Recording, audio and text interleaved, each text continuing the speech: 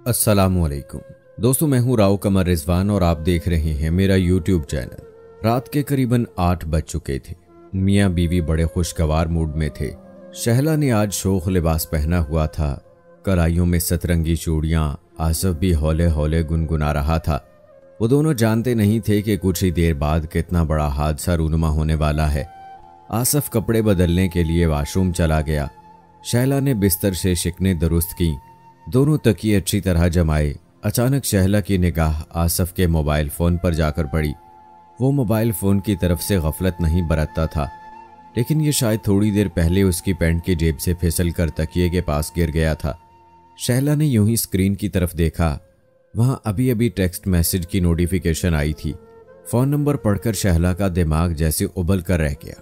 पूरे बदन में चिंगारियां सी छूट गईं। ये उसी हराफा नाजरीन का नंबर था जो पिछले कई माह से आसिफ के पीछे पड़ी हुई थी। बेशरम, शादीशुदा थी, फिर भी अपनी हरकतों से बाज नहीं आती थी। 4-5 माह पहले इस सिलसिले में आसिफ और शहला के दरमियान जोरदार झगड़ा भी हुआ था, जिसके बाद काफ़ी अरसा सुकून से गुजर गया था। मगर आज फिर शहला को उसका मैसेज स्क्रीन पर नजर आ ही गया था। उसने लरजते हाथों से मैसेज खोला। लिखा हुआ था, कुफर टूटा खुदा खुदा करके, शुक्र है तुमने याद तो किया जाने मन। शहला का सारा खून जैसे दिमाग को चढ़ गया। आसिफ गुनगुनाता हुआ शलवार कमीज पहनकर बाहर निकला तो शहला के मूड को देखकर ठिठक गया। क्या हुआ बेगम? वो तो किसी भूखी बिल्ली की तरह उस पर जा पड़ी। 3 मरले के इस छोटे से घर के दरमियाने साइज के कमरे में कोहराम समझ गया। वो उसे गिरेबान से पकड़कर झंझोड़ते हुए चिल्लाई, क्यों कर रहे हो तुम मेरे साथ ऐसा? क्यों कर रहे हो? 1 साल में ही अगर तुम्हारा दिल भर गया है मुझसे तो दफा कर दो, मुझे तलाक दे दो और इस कमीनी के सारे अरमान पूरे कर दो। उसने अपने शौहर आसिफ का मुंह नोचना चाहा तो उसने उसकी कलाइयां थाम ली और घुमाकर दीवार से दे मारा। तुम्हें होश ठिकाने नहीं है? जो मुंह में आ रहा है बक रही हो। शहला ने मोबाइल फोन खींचकर उसके सीने पर दे मारा। देखो इसमें अपने करतूत। वो गरजी। आसिफ खजालत से सर पर हाथ फेर कर रह गया। पहले तो मैंने सब कुछ खामोशी से सह लिया था आसिफ, पर अब देखना मैं क्या करती हूँ तुम्हारे माँ बाप के घर जाकर। उन्हें सब कुछ बताऊंगी, जिनकी जुबानें तुम्हारी तारीफ करते नहीं थकती। टांगे तोड़ दूंगा मैं तुम्हारी। आसिफ भी गैज़ो गज़ब में आ गया और तैश के आलम में शहला की तरफ लपका। शहला फौरन बेड के ऊपर चढ़ गई। तुमने जो मेरी जिंदगी के साथ तमाशा किया है ना आसिफ, इसका खमियाजा भुगतना पड़ेगा तुम्हें। एक दिन तुम खुद को बिल्कुल बेबस और निहत्ता पाओगे, देख लेना तुम।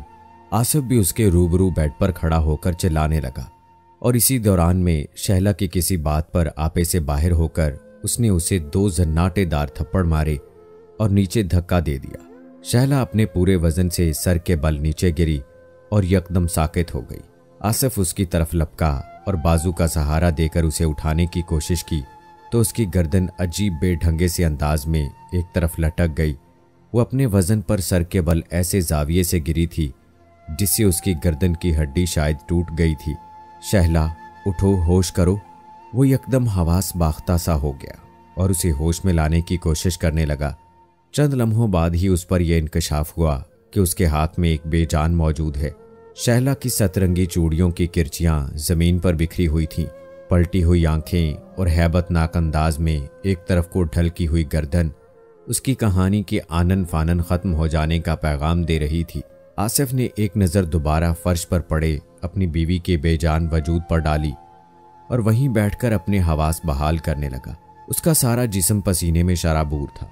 सबसे पहली सोच जिसने उसके दिमाग का दरवाज़ा खटखटाया वो ये थी कि शहला का छोटा भाई रिजवान, जो उन दिनों उनके यहाँ एंट्री टेस्ट की तैयारी के लिए क़याम पजीर था, वो एकेडमी से यकीनन थोड़ी ही देर में घर पहुँचने वाला था। चुनाचे उसके आने से पहले उसे हर सूरत इस मौके से अपनी अदम मौजूदगी साबित करनी थी और सारी सूरत हाल को कोई और रंग देना था। उसने गिरदो पेश में नज़र दौड़ाई और चंद लम्हों में एक पूरा मंसूबा अपनी जज़ियात समेत उसके जहन में उतर आया। सबसे पहले वो कुर्सी खींच कर लाया, उसे पंखे के नीचे रखा। शहला का तिल्ले की किनारी लगा नारंगी दुपट्टा वहीं फर्श पर पड़ा था। उस दुपट्टे को उसने शहला की टूटी हुई गर्दन के गिर्द बल दिए और फिर हिम्मत जमा करके किसी न किसी तरह उसके बेजान वजूद को पंखे के साथ लटका दिया। सर्द मौसम के बावजूद उसका पूरा जिस्म पसीने में शराबूर हो रहा था। अब दूसरा मरहला कमरे को अंदर से बंद करके किसी न किसी तरह बाहर निकलने का था, जब उसके लिए परेशान कुन बात साबित हो रही थी। कमरे से निकलने का वाहिद जरिया एक रोशनदान था और उसमें फिक्स शीशा लगा हुआ था, और ये रोशनदान काफी छोटा भी था।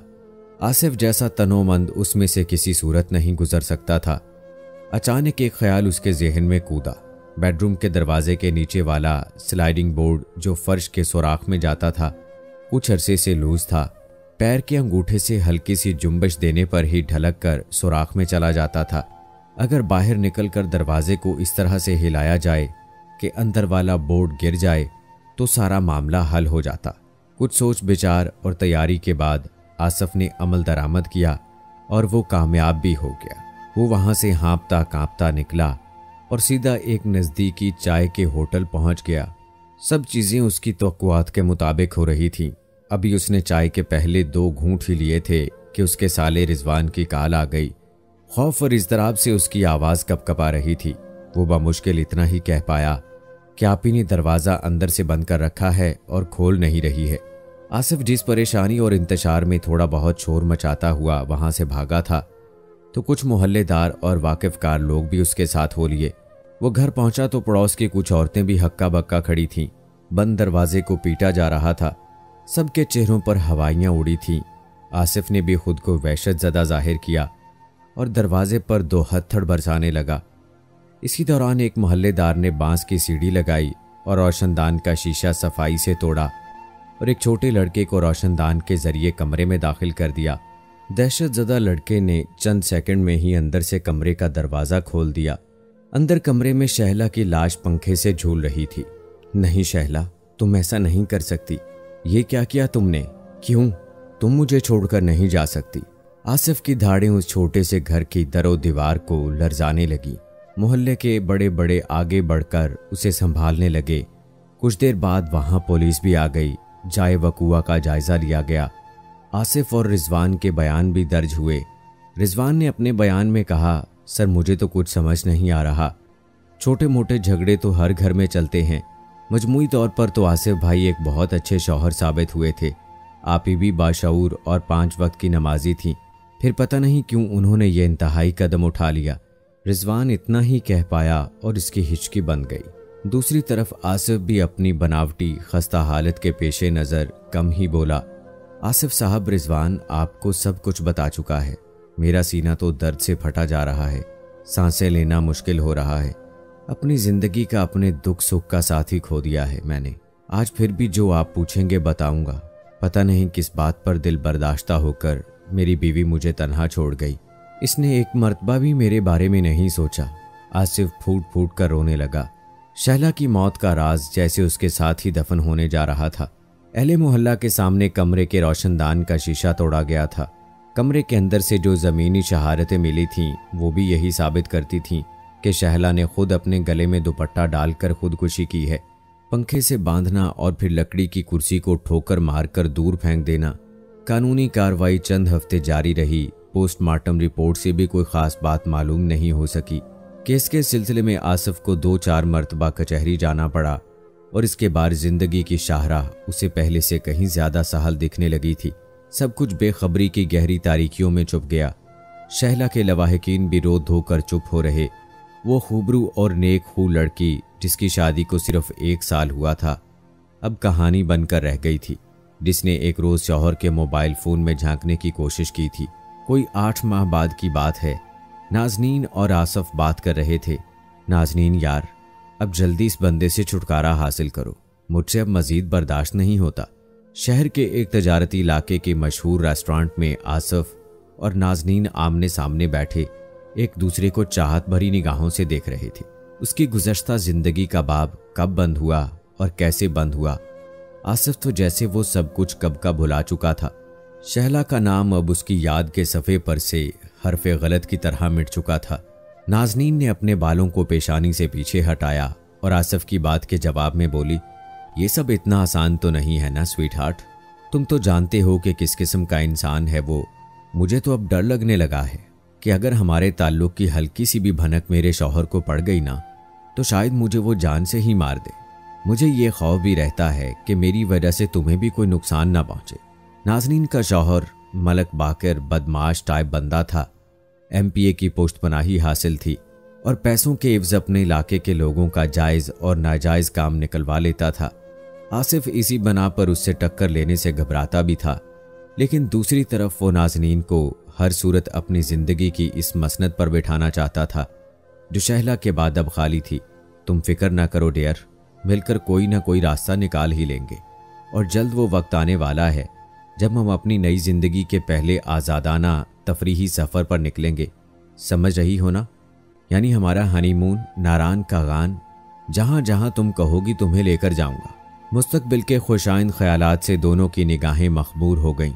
नाजनीन ने अपने आबशारों जैसे स्याह रेशमी बालों को कैचर की बंदिश से आज़ाद करके एक अदाई बेनियाजी से आसिफ की तरफ देखा और आसिफ को लगा कि 2 महीने की सेविंग से कराए गए इस पुरतकल्लुफ डिनर के पैसे पूरे हो गए। मगर उस वक्त उन्हें बिल्कुल भी अंदाज़ा नहीं हो सका कि इनसे चंद कदम की दूरी पर नाजनीन के शौहर मलक बाकर का एक करीबी दोस्त बैठा उन्हें वकाबी निगाहों से देख रहा है। रात के तकरीबन 8 बज रहे थे। आसिफ गुनगुनाता हुआ अपने कमरे में दाखिल हुआ। उसने कपड़े तब्दील किए और टीवी ऑन करके बेड पर नीम दराज हो गया, लेकिन अपना दिलो दिमाग तो वो जैसे नाजनीन के रूबरू बैठे रेस्टोरेंट के उसी टेबल पर ही छोड़ आया हो। अब हर मुलाकात पर उसे ऐसा ही लगता था। नाजनीन का जादू तो सर चढ़कर बोलने लगा था। अब वो जल्द से जल्द उसे अपनी जिंदगी में शामिल करना चाहता था। शादी के पेशे नज़र उसने कमरे में काफ़ी तब्दीलियां कर डाली थीं। आसिफ ने चैनल चेंज करने के लिए रिमोट हाथ में लिया ही था कि उसे कॉल बेल सुनाई दी।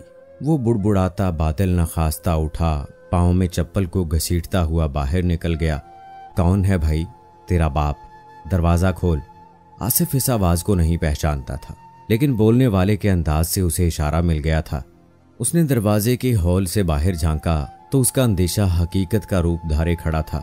बाहर नाजनीन का शौहर मलक बाकर ही था। उसकी उम्र 40 के दरमियान होगी। बड़ी मूंछों वाले चेहरे पर एक सफाकी सी फैली हुई थी। आसिफ के माथे पर तो पसीने की बूंदें चमकने लगी। अभी वो इसी शशोपंज में था जब गेट के साथ दीवार पर 2 हाथ नमूदार हुए। बाकर दीवार फलांग कर अंदर आने लगा था और उस वक्त आसिफ के हाथों के तो तोते छूट गए जब उसे मलक बाकर के एक हाथ में ब्लैक माउजर साफ दिखाई दिया। आसिफ अंधाधुंध अपने कमरे की तरफ दौड़ा। उसका पिस्टल अलमारी में पड़ा था। चंद सेकंड के अंदर वो ये फैसला कर चुका था कि मलक बाकर का निशाना बनने से पहले वो खुद उसका भेजा उड़ा देगा। अपनी रफ्तार में उसने कमरे के अंदर दाखिल होने के लिए दरवाजे का हैंडल घुमाया तो एक झटका खाकर पीछे को लड़खड़ाया। ये क्या हुआ था उसे समझ नहीं आया और फिर 1 सेकंड के 10वें हिस्से में जो हकीकत उस पर आश्कार हुई, उसने जैसे उसकी रगों में खून को जमा दिया था। दरवाजे का अंदरूनी बोल्ट जो जमीन के अंदर जाता था वो झटका लगने से अंदर गिर चुका था। जुर्म जो मजलूम के साथ ही दफन हो चुका था, जुर्म जो मुजरम खुद भी भूल चुका था, लेकिन कुदरत नहीं भूली थी और आज उसने अचानक ही आकर मुजरम को गिरेबान से पकड़ लिया था। तुम्हें खमियाजा भुगतना पड़ेगा आसिफ।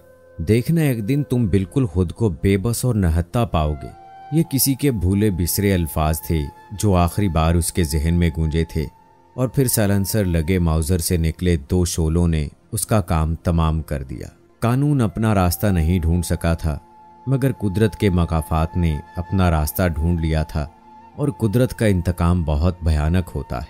जब शहला की मौत को खुदकुशी का रंग देने के लिए, कमरे को अंदर से बंद करने के लिए आसिफ ने जिस खराब बोल्ट का इस्तेमाल किया था और खुद को सच्चा साबित कर लिया था, आज उसी खराब बोल्ट ने दरवाज़ा फिर से अंदर से बंद किया और आसिफ अंदर ना जा सका और यूं वो नाजनीन के शौहर बाकर की गोलियों का निशाना बनकर मौत के घाट उतर गया।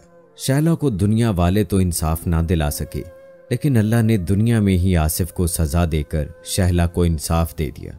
बेशक ये दुनिया मकाफाते अमल है। कैसी लगी आज की सबक आमूज कहानी कमेंट बॉक्स में ज़रूर बताएं। मिलते हैं अगली वीडियो में, तब तक के लिए अल्लाह हाफिज़।